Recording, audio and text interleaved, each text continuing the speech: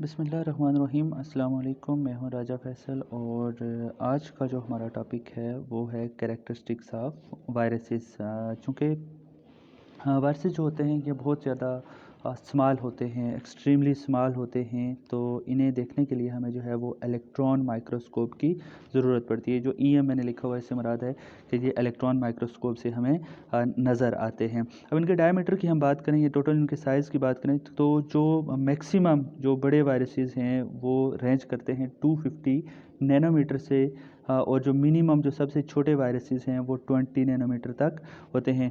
ये जो आपके पास 250 नैनोमीटर वाला जो सबसे बड़ा वायरस है ये पॉक्स वायरस है, और फिर इसी तरह से जो सबसे छोटा वायरस यहाँ पे दिखाया हुआ ये पैरो वायरस है और ये 20 नैनोमीटर का होता है। अगर हम बात करें कंपैरिजन की इनकी बैक्टीरिया के साथ तो ये 10 to 1000 टाइम्स स्मॉलर होते हैं मोस्ट ऑफ दी बैक्टीरिया से। अब इनकी क्या होता है जी कि बैक्टीरिया से ये एक और लिहाज से डिफ़र करते हैं कि ये जो कॉमन नॉर्मल फ़िल्टर पेपर होता है उसको पास कर जाते हैं, जबकि अगर बैक्टीरिया को हम फ़िल्टर पेपर से पास कराएं तो ये फ़िल्टर पेपर को पास नहीं कर सकेगा।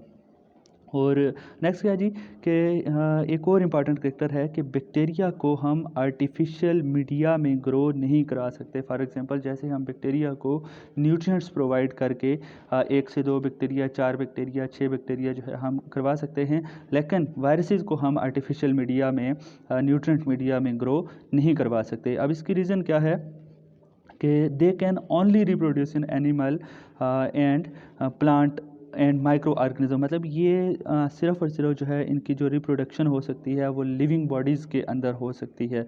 उसके रीज़न ये है कि वायरसेस के पास इनकी अपनी जो है मेटाबॉलिक मशीनरी नहीं होती। ठीक है, अब इसी वजह से चूँकि ये लिविंग बॉडी के अंदर जो है वो ग्रो करते हैं, इस वजह से हम इन्हें क्या कहते हैं कि सिर्फ़ और सिर्फ जो है वो ज़िंदा चीज़ों के ऊपर जो है वो अपनी ग्रोथ कर सकते हैं। इस वजह से हम इनको ऑब्लिगेट पैरासाइट्स भी कहते हैं, चूँकि ये लिविंग ऑर्गेनिज्म के अलावा जो है ये रिप्रोड्यूस नहीं कर सकते।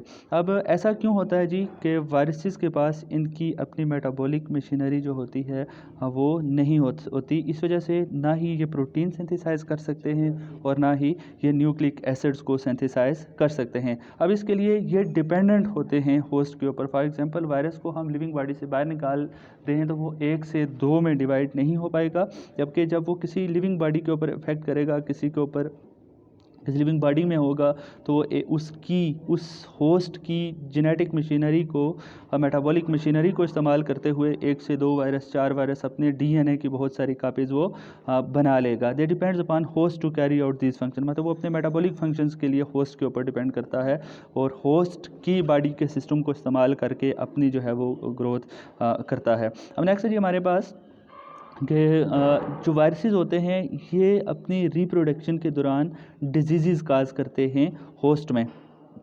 और इनमें एक और जो चीज़ है कि अगर हमें कोई बैक्टीरियल डिजीज़ होती है तो उसके अगेंस्ट हम एंटीबायोटिक्स यूज़ कर सकते हैं, लेकिन वायरसेस के अगेंस्ट जो हैं वो एंटीबायोटिक्स काम नहीं करती। इस वजह से हम कहते हैं जी कि वायरसेस जो होते हैं ये रेजिस्टेंट होते हैं against most of the available antibiotics like penicillin, streptomycin and others. मतलब इनके अगेंस्ट हमारे पास कोई एंटीबायोटिक्स नहीं होती जो इनके अगेंस्ट कोई भी जो है रिएक्ट कर सकें। सो आज का हमारा टॉपिक कंप्लीट हो चुका है। कल इंशाल्लाह हम एक नए टॉपिक के साथ दोबारा हाज़िर होंगे। तब तक के लिए इजाज़त दीजिए। अल्लाह हाफिज़।